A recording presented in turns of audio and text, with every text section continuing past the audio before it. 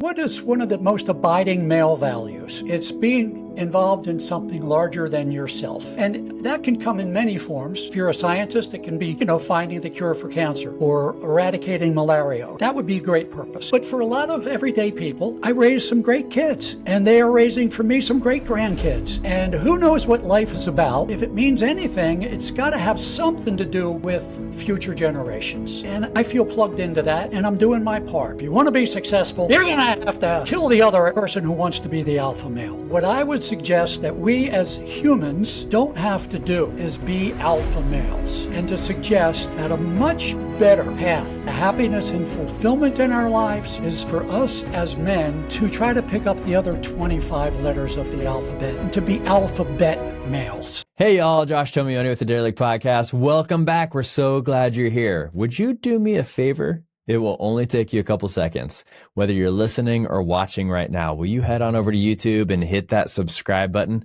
It really helps us get this message to more and more people that we can help. Greatly appreciate all of you. Thank you so much for being here and enjoy the episode. Welcome to the 𝐦𝐸𝐤𝐞 podcast. For the disparaged, depleted, and delinquent souls trying to find our way, we're talking about the scary part of the journey, where we don't know how it'll end. Let's be free to face our fucking failures in real time as the most unadulterated, truest version of who we are. No sugarcoating. Welcome to the shit show, you derelict. Welcome to another episode of the 𝐸𝐸𝐤𝐞 podcast. I'm your host, Josh Tomioni, and today we have a very special guest. Jack has been working with men and boys on male issues, masculinity, things of that nature since, wait for it, the year I was born. And I'm no young chicken. So I'm excited to hear about that. Not to make you feel old, Jack. I just love the fact that you've been doing it for over 4 decades. When I say it like that, it actually makes me sound old as well. So we'll both be in that boat together. But Jack, I'm so excited that you're here. I'm really excited to hear from you, especially because you've been in this space for so long. I can only even imagine the changes that you've seen in society, culture for the last 4 decades. I've only been in this specific space for a few years and have seen a lot of changes just in the few years I've been doing it. So I can only imagine what 4 decades looks like. So Jack, thank you so much for being on the podcast. Really, really excited for our conversation today. And let's get started. How you doing today? I'm doing good. Awesome. I would like to mention in response to your comment about the changes I've seen. Yeah, sure. Let's start there. It's been spotty. Changes have not been equal for men and women together. And that's really been the focus of my mission since 1982-83. Things have gotten a lot better for women, gender-wise, not so much for men, gender-wise. And so that's something we might want to talk about, because Definitely. If that wasn't the case, I wouldn't need to be here. Fair enough. Well, yeah. So let's, I know there's a few things that we want to talk about. We want to talk a little bit about just gender changes. I don't know if we're going to necessarily get into the whole gender conversation. Maybe we will. Who knows? We're going to talk a little bit about just masculinity, what healthy masculinity looks like, whether toxic masculinity is even a thing or not, and your thoughts on that for sure. I definitely want to hear about your ideas of what you've seen, even what you just said, as far as the changes for women in general versus the changes of men in general. Even how we define terms like that in the society we live in. This was not even something we had to define 40 years ago when you started this process, right? It was everyone pretty much had the same definition of man and woman versus today. So I'd love to hear your thoughts on that, whether that's a good or a bad thing or just a different thing, and maybe some solutions to this. So why don't we just dive in? How about we start with this? I'd love to hear a little bit more about your story, and have the listeners and viewers hear a bit about your story as well. So, you started 82, 83. I'm going to say 83 because that was the year of my birth. Makes it better for the podcast. So let's say you started in 83. What got you passionate about it 40 years ago? How old were you at the time? 33. Okay. And what was, were you in that space already, or were you in a different career? Like what got you into kind of men's issues back then? Well, it's interesting. I was in that space without knowing it. Mm. There were some things that I remember noticing in my life that I paid no attention to. There were no words for it. There was no discussion about it. It was just sort of, that's life. That's life. If you're a male, that's life. So I can go back to 1982 when I was on a co-ed softball team. I could take it back actually a lot longer than that, but you tell me if you want me to go there. If this story from 82 is of any interest, I could wind it back probably 25 years more. I was on a co-ed softball team, and it was a very big part of my life, my social life.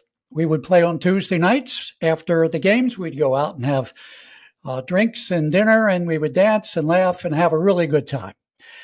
2 Tuesday nights in a row, I am sitting at a table with one of my female teammates, 2 different female teammates together, a different female teammate for each of these 2 consecutive weeks. But both of them had me at their table telling me tales. They were telling me tales about their boyfriends. Tales of woe, I call them. I don't even remember the details. But both of these women ended their tales of woe about their boyfriends with the question, "And so, Jack, he's a real jerk, don't you think?" And both times, all I could say was, well, maybe, based on what you're telling me, maybe he's a real jerk. But, also based on what you're telling me and looking at it from a man's perspective, maybe the way it looks to him is such and such. And again, I don't even remember the details of what I posed as a possible explanation, alternative to the one she had been ready to accept, which was that he was a real jerk. And both times after I offered these alternative explanations for the behavior that she was having trouble with on the part of her boyfriend, both times they said, "Oh my God, I never thought of that." Oh, interesting. Wow. She was so focused on he's a jerk that she couldn't even bring that other concept into her head. Yeah. Yes. I mean, now, I don't want to say this like this is completely sarcastically. I've never done that before, right? Like I've never completely had filters on my eyes. I've never been able to see another perspective. I'm sure nobody relates to that. So it occurred to me that we had a problem. Now, this was in 1983. The modern feminist movement got started in about 63 with the publication of Betty Friedan's The Feminine Mystique.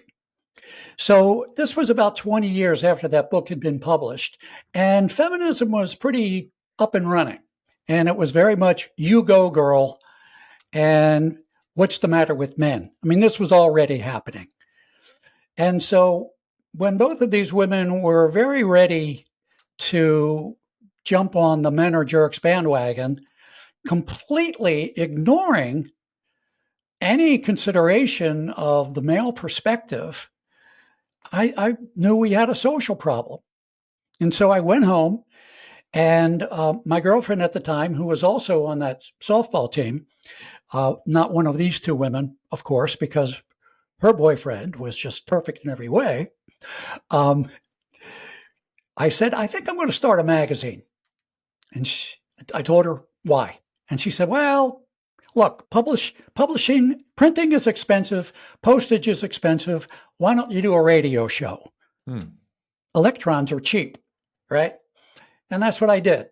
In 82, I went to the radio station at Towson University, north of Baltimore. And I said, "Hey, I'd like to do this show during your public service block in the evening. So this was a college-run radio station, and instead of having a public service block at 6 a.m. on Sunday, they had it in prime time. It was crazy, but it worked out for me because I had a prime time spot. They gave me a prime time spot.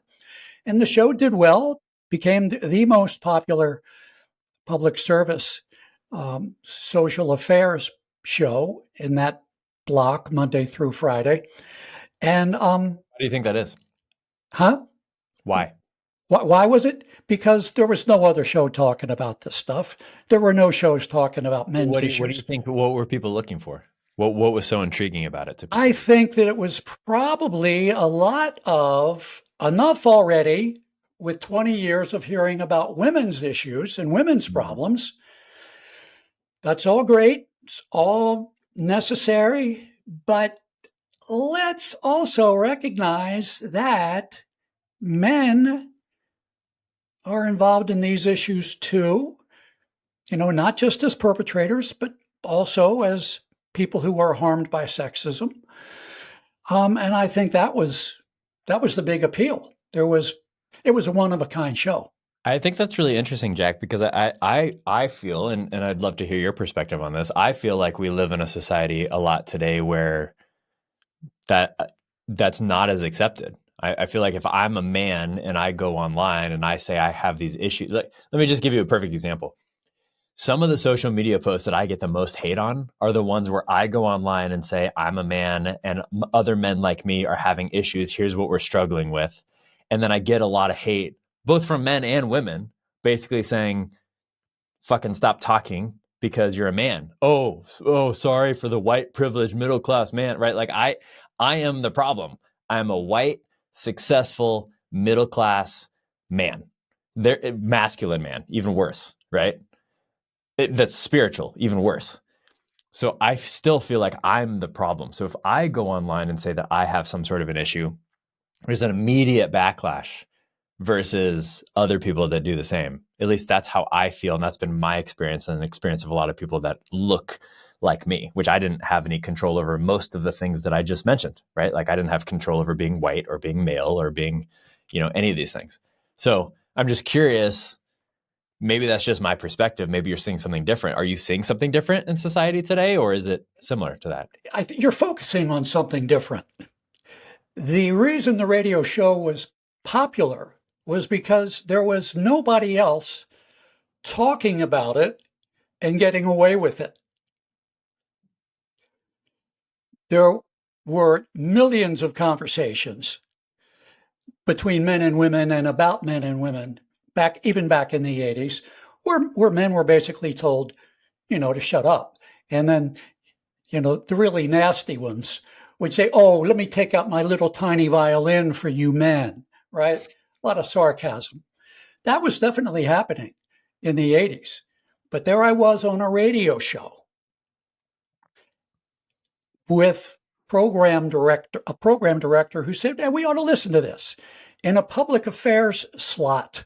Hey, maybe we ought to look at this. Maybe there are social issues involved.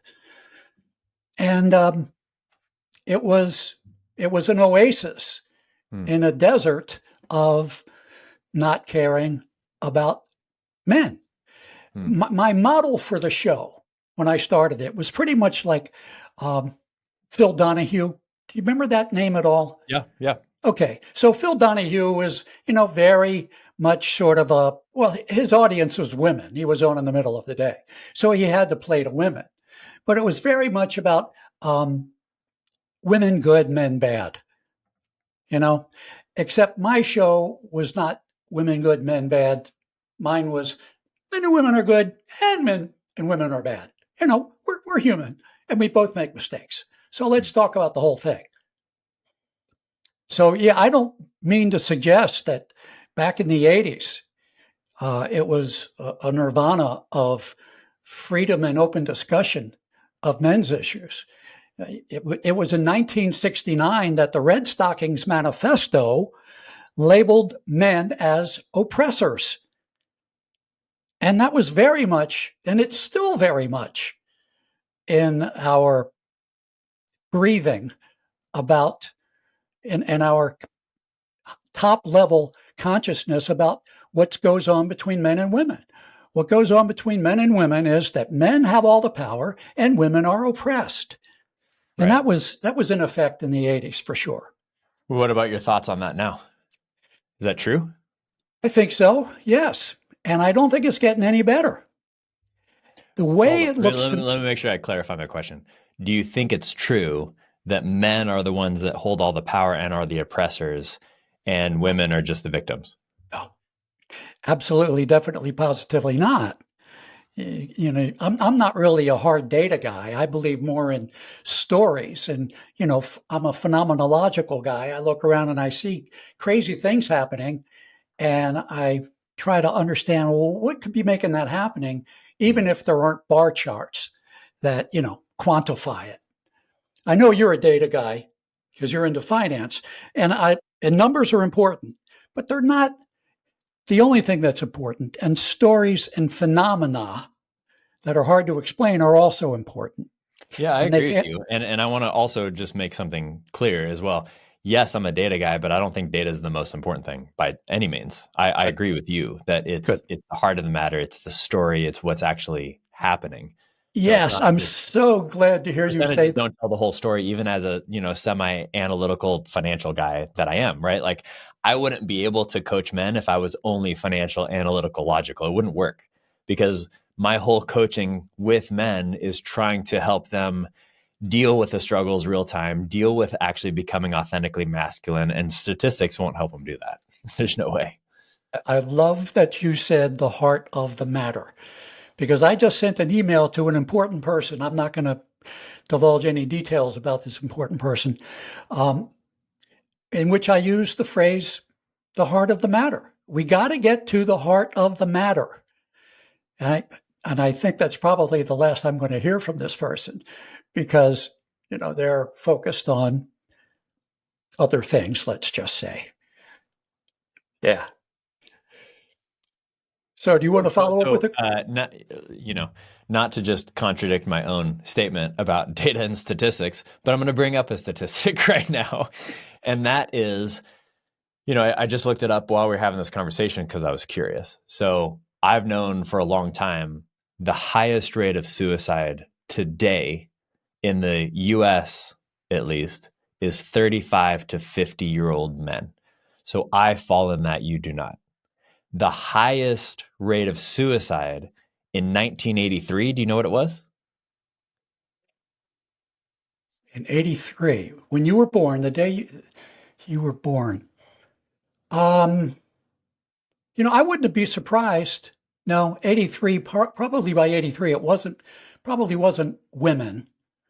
Um, You're correct. So it, I'll tell you, the was it highest suicide rate today is 35 to 50-year-old men. The highest rate of suicide in 1983 was men 65 plus. Oh, okay. So, I mean, they're still still a major demographic of suicide. It's really interesting to me, though, and I wonder if this has something to do with what you're already talking about, as far as the feminist change, the movement, et cetera, that's happened, where maybe somebody 65 years old and older, a man, just couldn't handle it back in 1983, maybe as much as somebody who's 65 today, who's been around it for 30, 40 years. I think you would fall in that demographic just based on some calculations in my head on probably how old you are. So maybe you've just seen it longer. And then the younger guys like me, even though calling myself a younger guy doesn't make a lot of sense anymore, but let's say younger compared to somebody who's 70 or 80, younger guys like me maybe can handle it better. I don't know what the deal is, but I think it's really fascinating that it used to be older men and now it's more middle-aged men. Any ideas why, Yes. from your perspective? Yes, because there should have been a negotiation. In 1963, when Betty Friedan released her book, she was actually pretty freaking fair. In her book, she even, Just as a side note, by the way, yeah, I've read that book, and a lot of yeah, people I think that quote that book or talk about that book have no idea what that book is. And I would actually state that her views of masculinity and femininity are a lot healthier than the people that purport her book and create this feminism movement out of her book. yes, I agree with you. She cited in her book a Red Book magazine article from 1962 titled, "Why Young Husbands Feel Trapped." And she didn't cite it to make fun of it or to reject it. She said, look, this is no picnic for men either. Her book was about women and the problems for women, but she did not urge the idea that men are oppressors and the hell with them. But what I think happened is that in 1969, about 6 years after Betty Friedan had published her book, the feminist movement was pretty strong, but it wanted to grow. And it was still very much on the cutting edge of social change. And so there were a lot of women who weren't really sure about whether this women's lib thing was a good idea. Because a lot of women at the end of the 60s were interested in having the kinds of options that Betty Friedan advocated that they should have it for their lives. But, a lot of women were, they were happy being mothers. They were happy with their husbands. They loved their families. But as Betty Friedan pointed out, too much of any good thing is a bad thing. And a lot of women that Betty Friedan won the hearts of, a lot of women were well-educated, capable, competent, smart people who didn't want to completely reject. They didn't want to lose what they had in their lives. And so when men like me, I was 12 when Betty Friedan's book was published, but I was more like 18 at the end of the 60s. And there were a lot of men and young men like me at the time who were very interested in feminism because it sounded good to us, because it was about fairness. It was about men not being primarily and solely responsible for making all the money in a family. Men were saying, man, I'll get to spend more time with my kids, which back in that day was very different from the way it is today. You younger fellas are much more aware of and much more interested in the joys as well as the responsibilities and the duties of fatherhood, the value of fatherhood. I want to come back to that in a moment because I want to know your perspective on that, on whether that's actually a good or bad thing. But before I do that, I do want to mention as well for all the listeners and viewers that I am going to try to find that Red Book article that you just referenced because I think that that's a really interesting one. I'm going to read it myself first. I could send it to you. Oh yeah, if you could, that'd be great. Yeah. And I'm going to put it in the show notes for everybody listening. So I will put two things in the show notes. I'm going to put the Red Book article, Why Young Husbands Feel Trapped from 1962, because I think it'd be fascinating for everybody that's listening and watching to read. And I'm also going to put a link to Betty Friedan's book, The Feminine Mystique, because if you have any sort of feminist methodology, like if you believe in anything about the movement whatsoever, or even equality, fairness, etc., among men and women, I would really encourage you to actually read the book before you start calling yourself that, especially if you are listening to this and you would call yourself a feminist. If you're going to call yourself a feminist, at least read where it started first and see if you actually agree with what she has to say. Because as we mentioned earlier, I would actually state that she had a much healthier view of feminism than feminism does today. That's my thoughts. I agree. And we've both read the book. So that being said, I want to come back to what you just said. What are your thoughts? I want to finish the thing about 1969. Okay, I'll listen to that first. Okay. So by 1969, a lot of women were sort of unsure of whether or not the women's movement was a good idea, because it was becoming clear that for the women's movement to be true to its principles, there were going to have to be some goodies going in men's direction as well. And a lot of women that the feminist movement was trying to recruit into its ranks were thinking, well, wait a second, I'm more interested in getting than giving. And I'm not really that interested in what I hear my husband talking about, which is that he's not going to work 80 hours a week anymore, and that he wants to be more involved with the kids. And I'm the mother, so that's, really my thing. And, just as men had to get over the idea, well, I'm the man, I'm the provider, I get the job. You're the mother, you're the woman, you stay home and you get the house, you get the home. That's your domain. Well, how did the feminist movement, and we should put feminist movement in quotes because, as you point out, by 1969, this was the sentiment of the dominant strain of feminism, but it wasn't what Betty Friedan was about. A group of women in New York called the Red Stockings figured out a way to say to women, not to worry.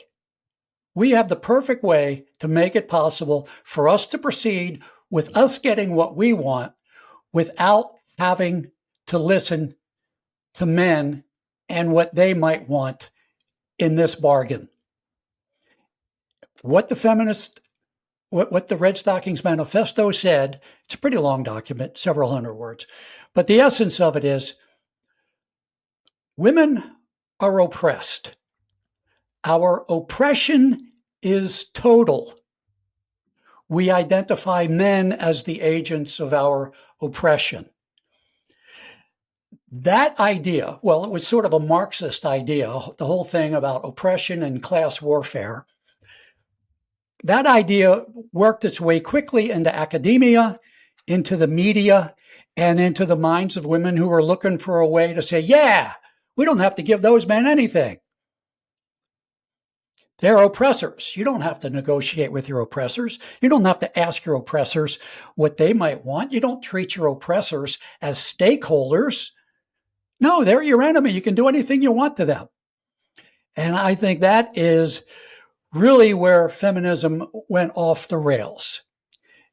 It took a very clever way of avoiding having to be fair. And Betty Friedan was not happy. You know, I'm gonna tell you one of my favorite Betty Friedan quotes. This is from The Feminine Mystique. So this is from the author of feminism, right? The initial author of feminism said this. She said, men weren't really the enemy. They were fellow victims suffering from an outmoded masculine mystique that made them feel unnecessarily inadequate when there were no bears to kill. Betty Friedan, The Feminine Mystique. So it's fascinating to me that the author of feminism actually talks about how men are not the enemy, which is what feminism has turned into.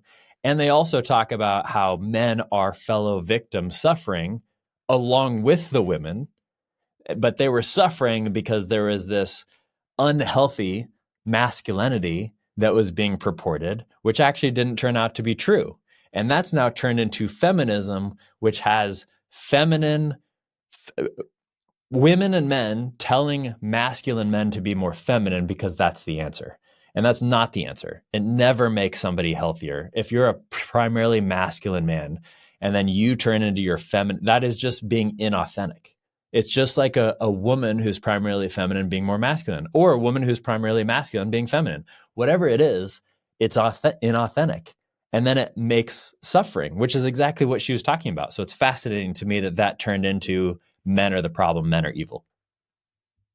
Well, we could talk about a lot of things there.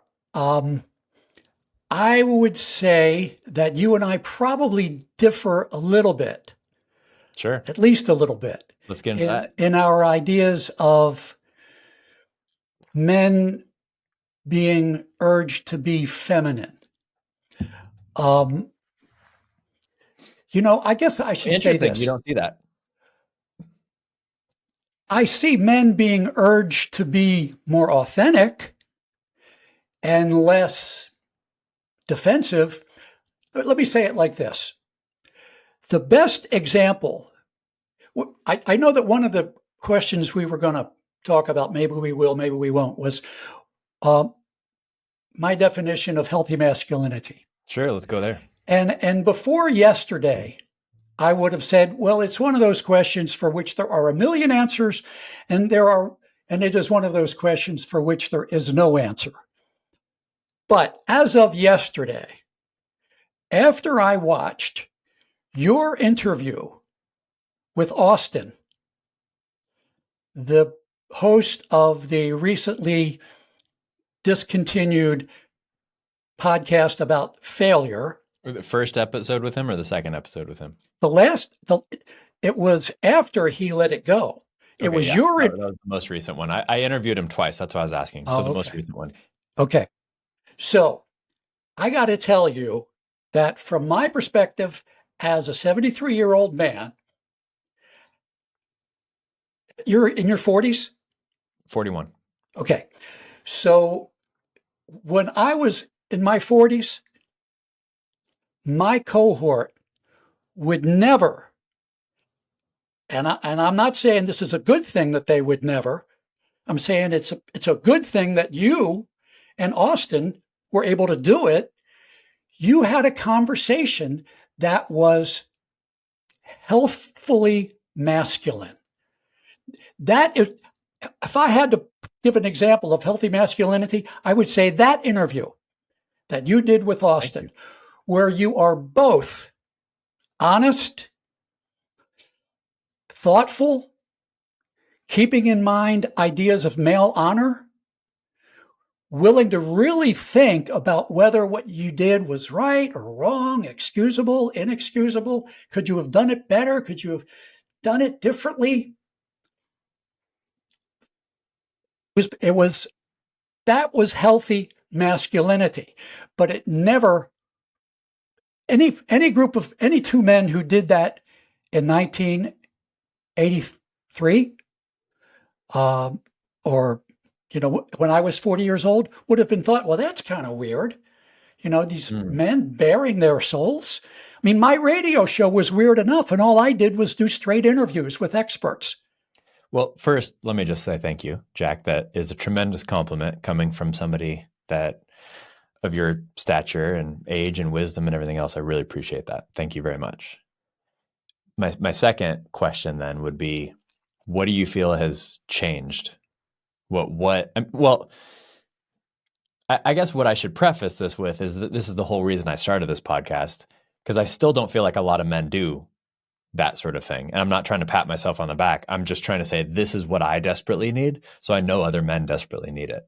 So I still don't think that this is standard in society today, because what's standard in society today is for male influencers to get online and to focus on belt buckles and bank accounts, to either focus on getting a 6-pack of abs or crushing everybody else in business and making all the money so that you can buy the McLaren.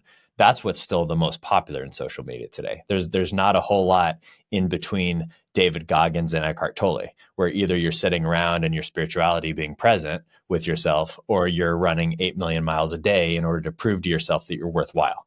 There's just not a lot of men that are willing to sit there and deal with their struggles, failures, etc. That being said, again, not to pat myself on the back, there are some other men doing it, just not a lot. That being said, I'm wondering what your thoughts are. Why do you think that wasn't able to be done in 1983, or what has shifted in society? Because the expectations of men were different back then. And I still think expectations of men are at play in what you just said about the fact that not a lot of men are doing what you and Austin did. So the question is, why do you know in your bones, in your heart, that lots of men need what you are offering? But at the same time, you got these knucklehead influencers who are talking about their, Maseratis and, stupid stuff that really isn't going to make them happy. I would say that it's because the expectations that they hold for themselves are very much along the lines of, well, that's what women are looking for now.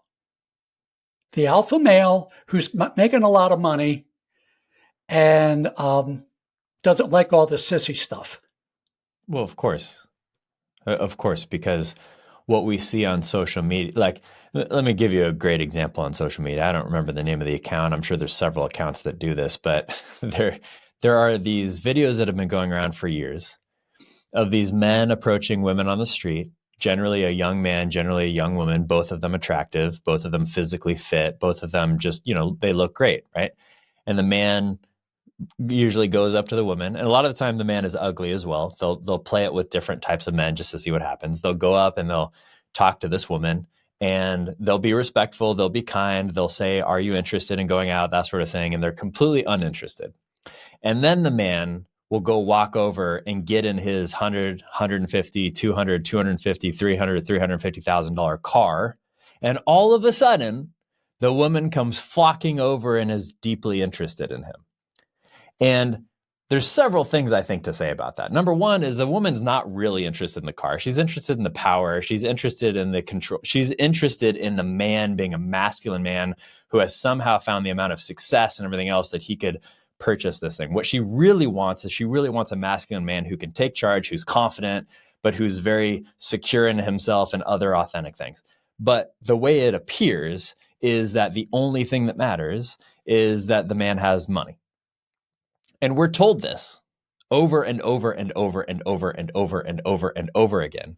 We pretend like we don't get into, we pretend it doesn't affect us. We pretend that it's not just a bunch of stuff that's being fed to us and that it's not changing our perspective at all, but it does.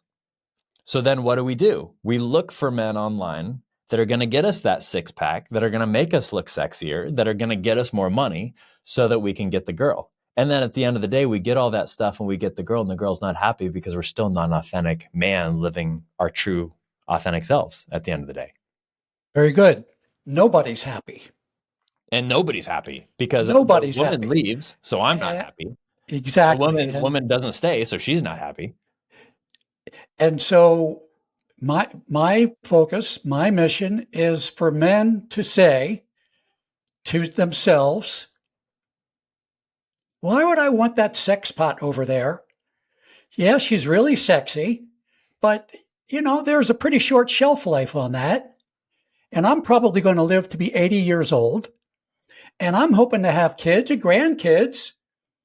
And I don't want to be divorced at the age of 55 and completely estranged from all of the good things that could happen for me if I had a woman who was not a flashy sex pot who thinks that's the most important thing she has to offer a man. Amen, brother. Yeah. So that's the essence of the message, that the most important thing in our lives, as men, in particular, as men, I'm sure it's also very true of women, but I can cite a study specifically about men. The most important thing in our lives is our relationships.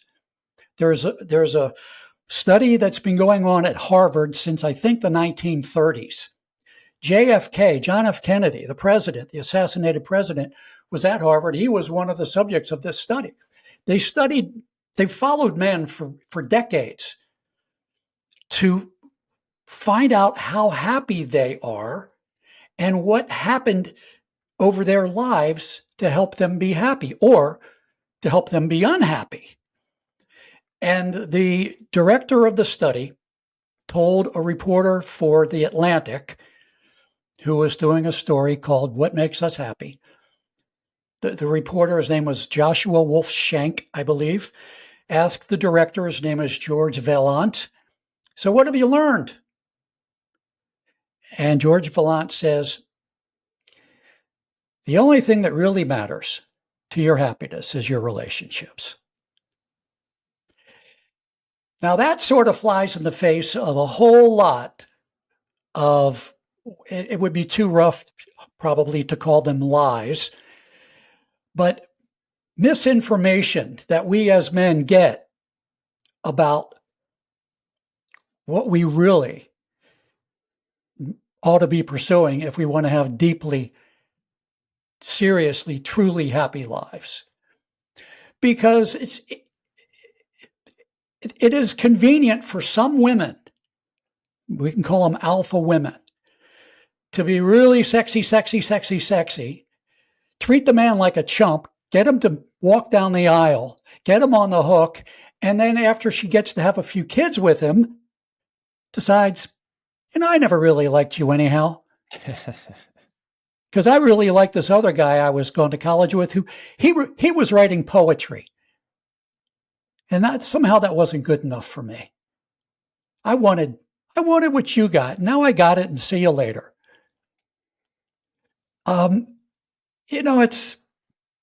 It's really about us as men not falling for false values. And we do it all the time. I mean, there's a bazillion-dollar industry all about women being sexy. And nobody says, caution, this woman will not look like this in 11 years. Yeah. And even if she looks like this in 11 years, after about 3 years, sex with her is going to be pretty much humdrum. Yeah, and for people listening and watching, I'll also add this to the show notes. It's called the Harvard Study of Adult Development, the one that you're referring to, that started in 1938, which is amazing. That was 1 year before my dad was born. So that's now 87 years in the making. The Harvard Study of Adult Development, sometimes called the Happiness Study. I think that's fascinating. Yes. Absolutely. And I don't know if they go into this in the study or not, but I would assume that means like authentic relationships that stay around is what they're studying, right? Yes. Relationships that have the capacity to keep you happy, to make you happy, to give you a purpose in your life. I mean, what is one of the most abiding male values? It's being involved in something larger than yourself. Right. And what's better to be having purpose. Yes. Knowing I'm accomplishing something that is actually going to give my life meaning, giving my life mission, giving my life purpose. And that can come in many forms. If you're a scientist, it can be, finding the cure for cancer or eradicating malaria or something. That would be a great purpose. But for a lot of everyday people, I raised some great kids. And they are raising for me some great grandkids. And who knows what life is about? But if it means anything, it's got to have something to do with future generations. And I feel plugged into that, and I'm doing my part. I love that. I remember, I don't know the name of it, but there was some sort of study that basically what they did is they interviewed a bunch of billionaires, very, very successful, I think primarily men, on their deathbed, right? When they're staring death in the face. And, the answer, what they basically said, hey, do you have any regrets? Or is there anything that you wish that you would have, done? Let me see if I can find where this is. Well, here's one of the studies. I'm not sure if this is the one that I'm referring to, but let's reference this one. There was a book from Bronnie Ware called The Top 5 Regrets of the Dying. And she said the main regret of everyone that was dying is not staying in touch with friends and loved ones and having relationships that mattered throughout their life. And the point is, you can't buy that. And if you find the most fulfilled people in the world, it's the people that not only have really great relationships in their life that are deep, that are meaningful, that are purposeful, but they're also focusing on the fact that they have those, because of course we could all have those deep, meaningful relationships and be focused on all the negatives in our lives, because that's easy. Wherever focus goes, energy flows. So we could be focusing on those things, but you're absolutely right, man. I mean, in my life, that's definitely been the case. When I've had deep, meaningful, impactful relationships with mission and purpose and meaning in my life, and I've been able to focus on those relationships, that's when I've been the most joyful. That's when I've been the most missional. That's when I've been the most purposeful. The reason I started this podcast was to try to help men going through divorce, that have gone on the other side of divorce, that have dealt with serious traumatic issues like that, being able to become the most authentic masculine version of themselves. And I have a deep passion for that. You asked a question earlier, but you didn't really ask the question. I never answered it. But you basically asked the question of, well, how could you, be in a space where you could do this? And the answer to that question is very simple, Jack. The answer to that question is because I didn't for so many years. And I saw the other side. I saw the side of living like a chameleon. I saw the side of giving into pressures to become more feminine in my relationship when it was going against my authentic masculine self. I saw what it was like just to chase money and to chase women and to chase fast cars and to chase all those things. I've had plenty of success. I've done all of those things. I've bought every car I've wanted, houses I've wanted, made a bunch of money, had sex all over the world. I've done a lot of that. I did all the drugs. I did all the shit. And none of it brought any sort of fulfillment or mission or purpose to my life. None of it.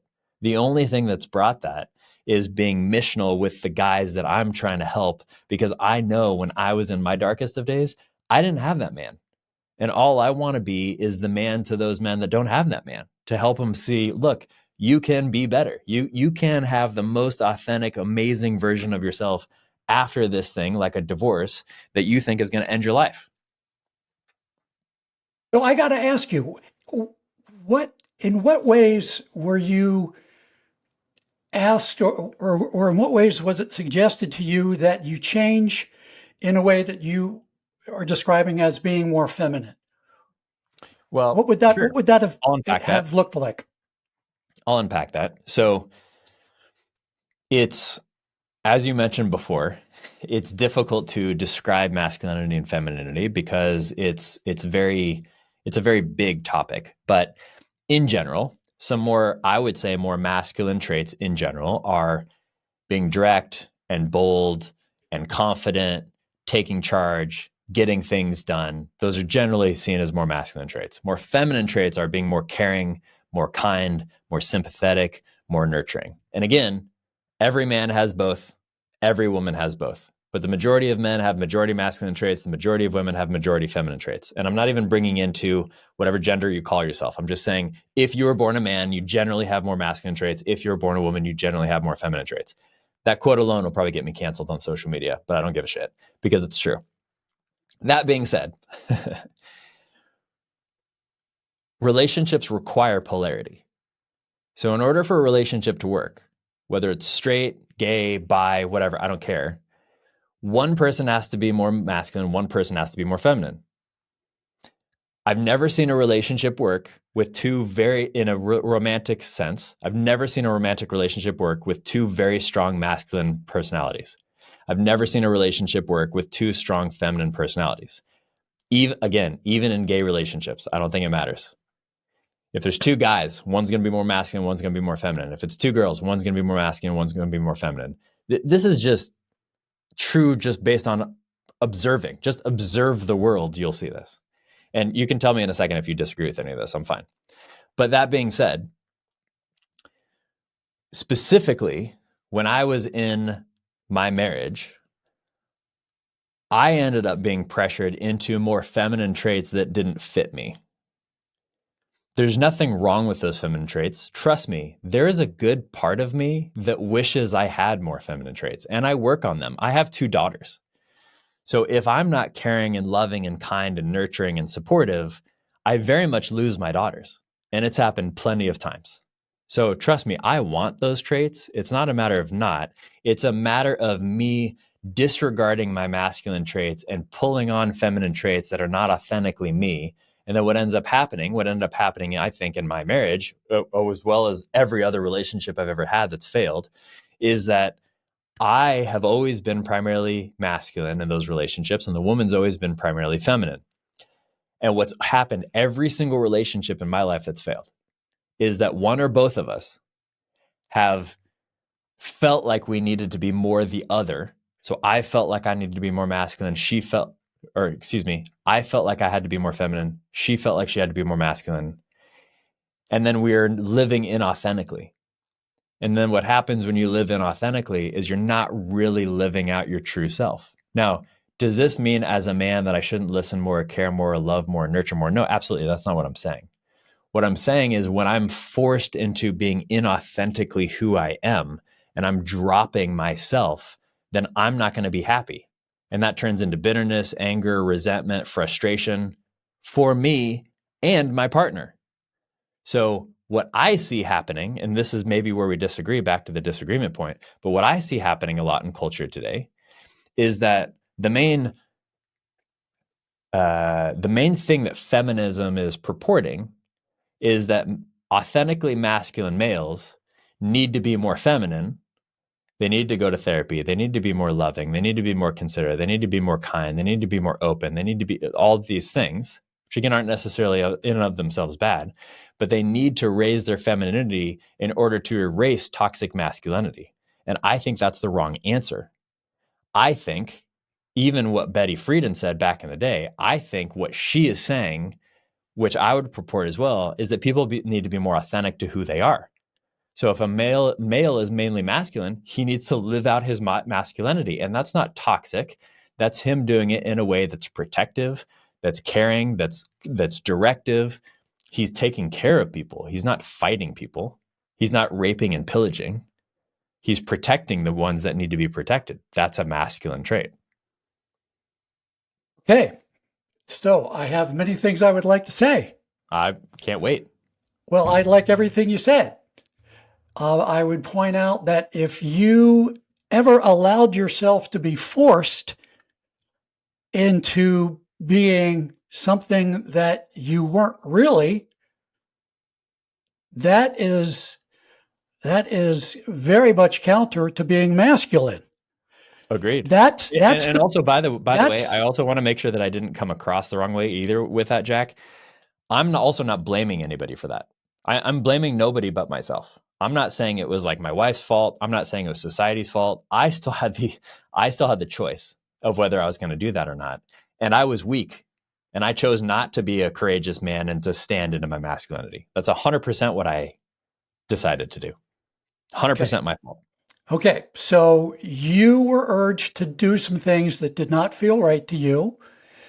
And you did them anyhow because you sort of didn't have confidence in who you were and what you were about and what you needed and what you wanted.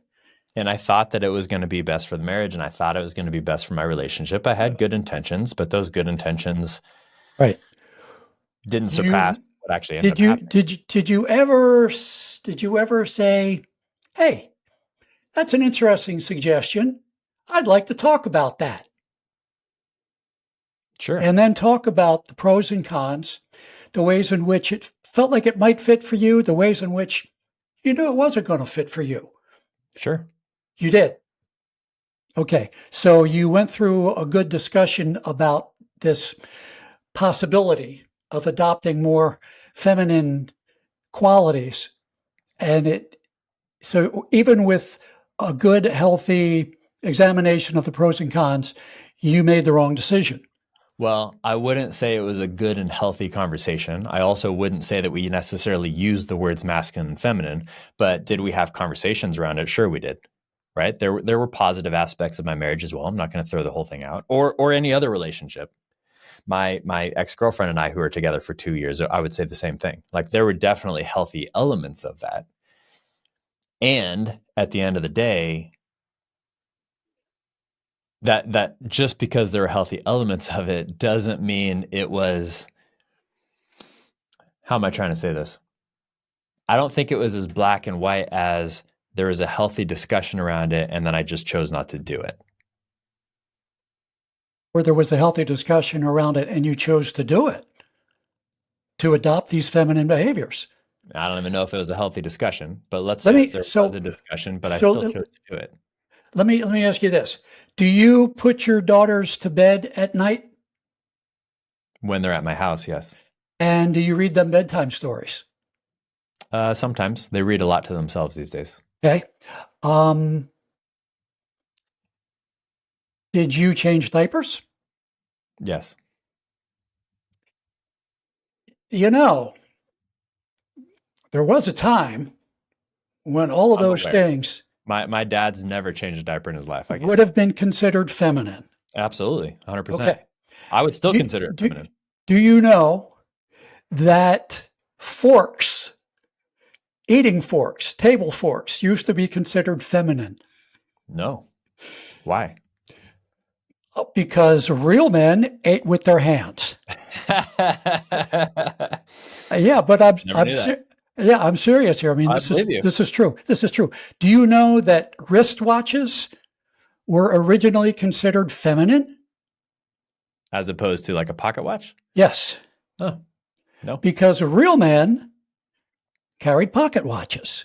When did wristwatches become trending? Even though we didn't talk about trending back then, when did it become acceptable for self-respecting masculine men?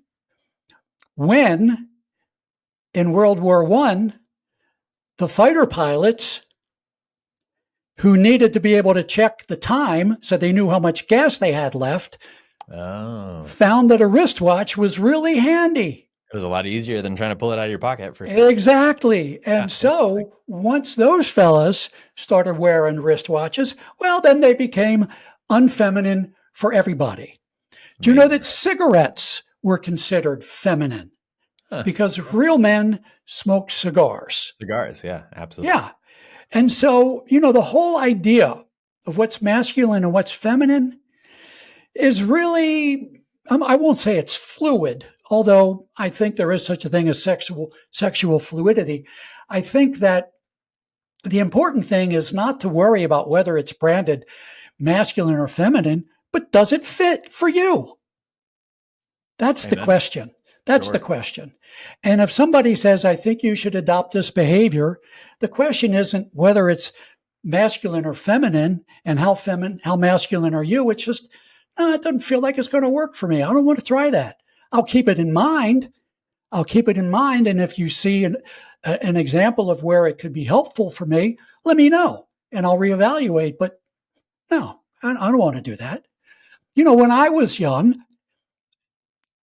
long time ago, actually, it wasn't that long ago. I remember recently sort of having this revulsion against the talking that men do about their vulnerability. I will acknowledge that to me, after 40 some years of talking about, let's not get hung up on this stuff, I don't like it when men talk about being vulnerable. And Which is fascinating to me, Jack, because of the fact that you just complimented me earlier about a podcast that I did with Austin where we were being vulnerable. Yes, you were being vulnerable, but you weren't. Well, I would have liked to. I don't know if you even used the word vulnerable. I didn't object to you being vulnerable. The word is what I object to.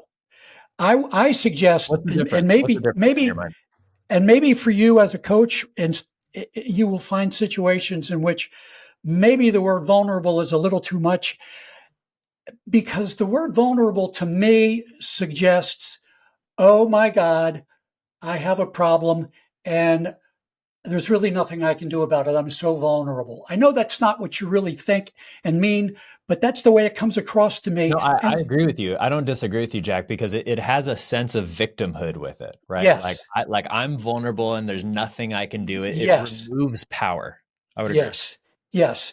And so, Which again, going back to masculine, feminine, and we can agree with this or disagree with this, but part of masculinity is more, in general, males are more physically powerful. So like removing that power from a man is not healthy. It's not healthy to say, hey, remove your power. You're now this victim, and go sit in a support group and cry your eyes out and sing Kumbaya and go, be a little fucking pussy, basically.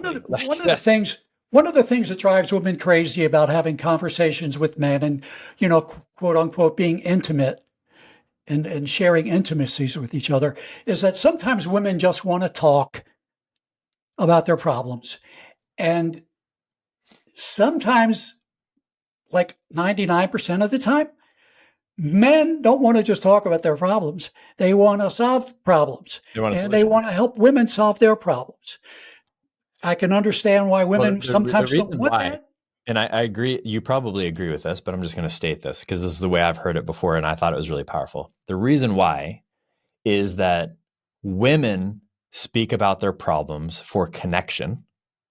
Men speak about their problems for a solution. That's an oldie but a goodie. I think it originally came from Men Are From Mars, Women Are From Venus, John Gray's work. And it's really true. When a woman, generally speaking, a feminine woman specifically, when a woman speaks about her problem, she's trying to have connection with the person that she's speaking to. She's not necessarily looking for a solution. When a man speaks of a problem, he wants a solution. So where men and women get in trouble is that men will listen to a woman talk about her problem and instantly give her a solution instead of connecting with her. And when men are sharing a problem, women will try to connect with them instead of giving them a solution, which is not what they're looking for. Well, I've recently said to my wife, don't say you're sorry. You had nothing to do with this. Don't, I think there was even a TV show recently that would say over and over again, don't apologize for things you're not responsible for. So to me, it doesn't really build connection with me when my wife says, oh, I'm sorry.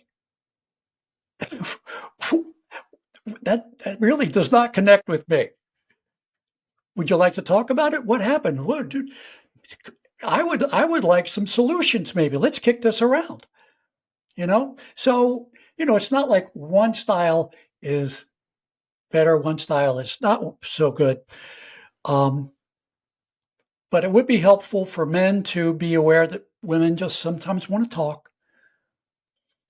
And for women to be aware that sometimes men want some help in looking at a problem from multiple perspectives. What's been helpful for me in those relationships is just having that mindset going into it. Just remind, because I, as a man, have to remind myself that when my partner, my wife, my girlfriend, whoever it is, whoever I'm romantically involved with, when she brings a problem to me, 9 times out of 10, she's trying to connect with me. And she's trying to talk it out so that she can actually solve her own problem. But what she really wants from me is to connect with me, to feel intimate with me, to have there be empathy and connection and everything else. And that's very difficult for me as a man, because the moment you give me a problem, I'm going to start trying to solve it.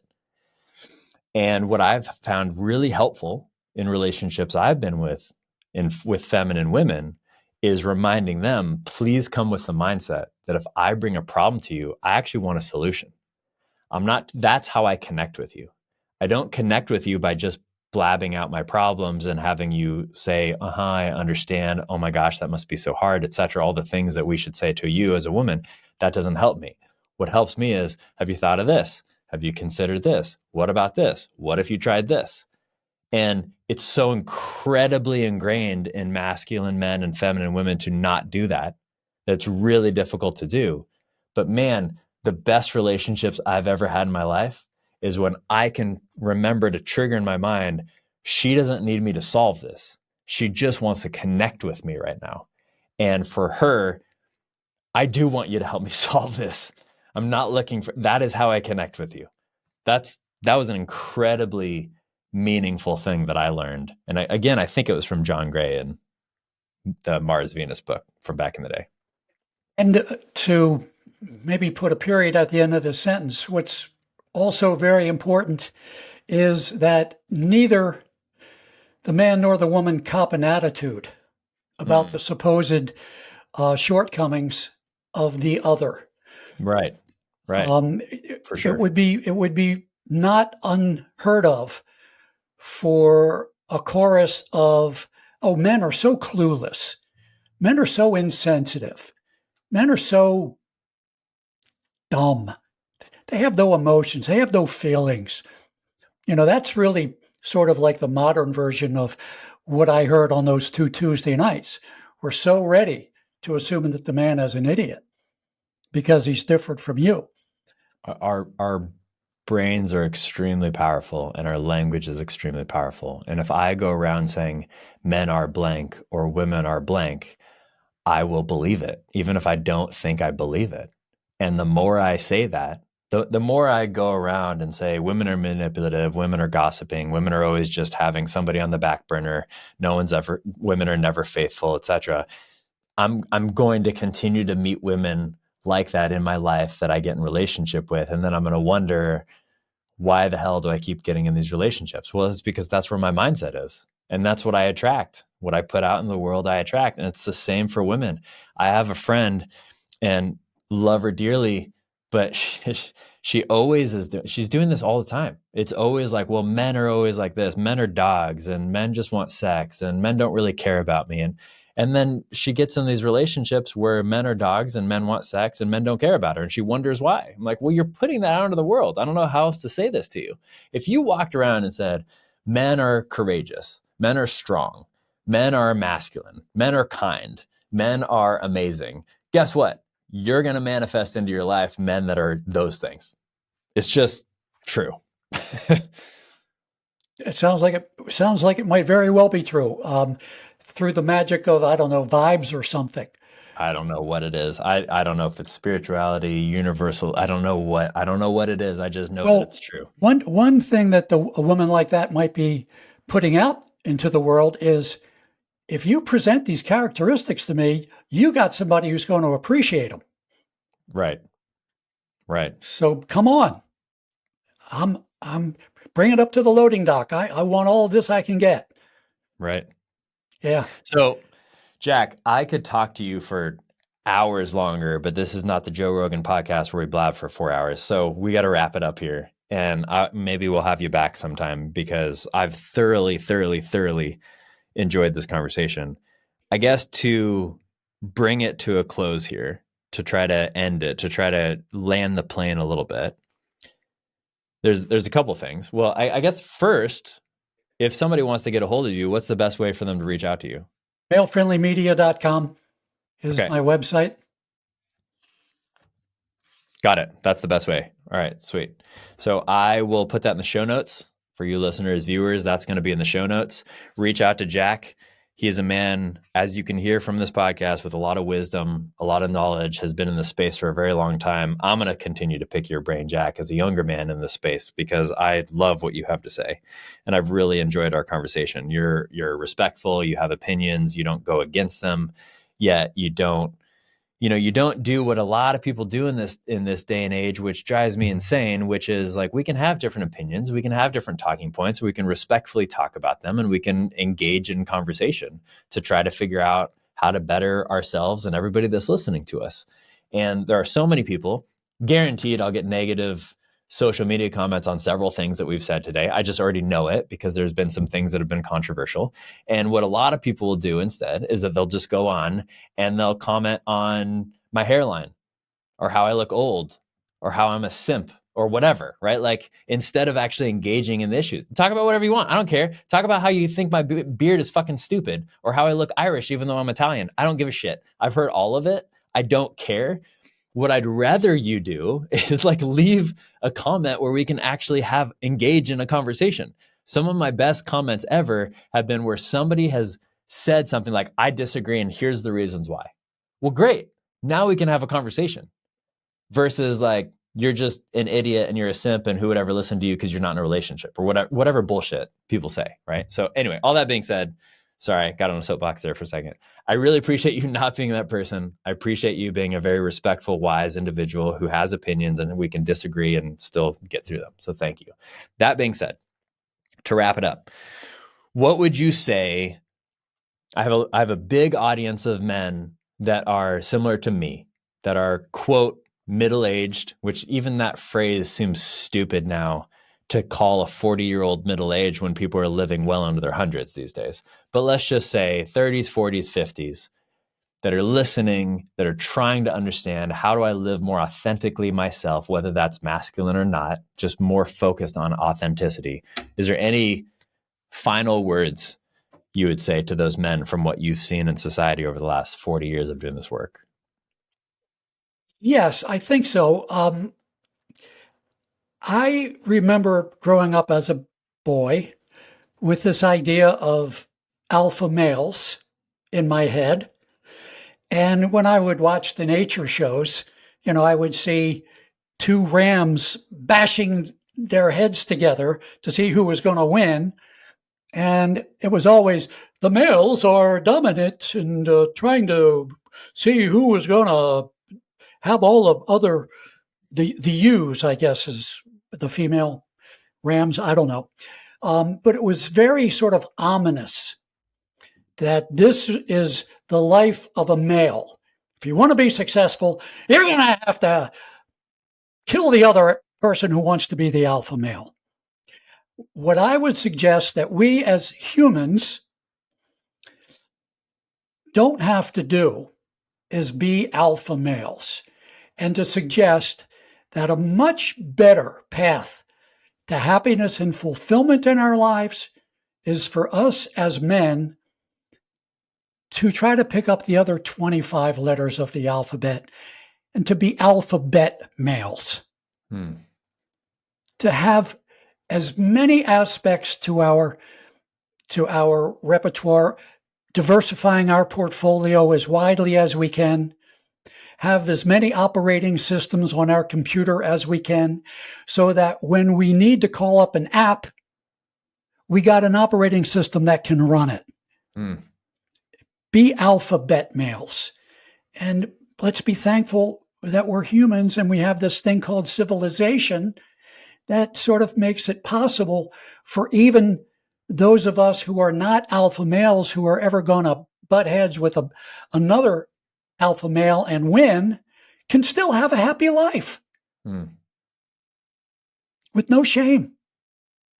But, the opposite of shame. I mean, really, it would be great if we get to the point where we look at the alpha males and see how single focused they are and how they've fallen for this false bill of goods, to sort of see them as kind of sad and losers in a way.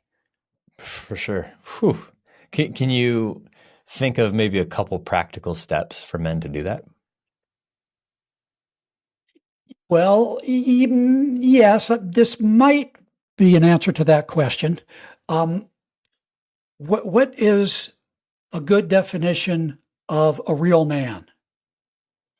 And I like to say that a real man is a man who does not care at all about anybody's definition of a real man. That's good. Yeah. That's great. I love that. I'm going to sit with that because I love that. Absolutely. Because when we get so focused on defining it, what we're really doing is we're trying to, persuade all these other people to have our definition of it instead of just authentically being ourselves. I love that. Thank you. That's great. That's a great place. Mic drop. Should have just mic dropped right there at the end of the episode right there. That was fantastic. So again, thank you, all of you listeners, viewers. Please do us a favor. Like the episode if you liked it. Send it to somebody. Send it to a man specifically that needs it. Jack has a lot of wisdom to share, and I got a lot out of this episode. I'm going to go back and listen to it again, and I'm looking forward to it. So do that. Please subscribe to us on YouTube, even if you're not watching us on YouTube. And Jack, anything else you'd like to say before we close up? And I got a lot out of this conversation as well. It's been really good talking with you, Josh. Really. Thanks, Jack. Thank you. Authentically, thank you. That means a lot. Appreciate you. All right. Until next time, we'll see you later, you derelicts.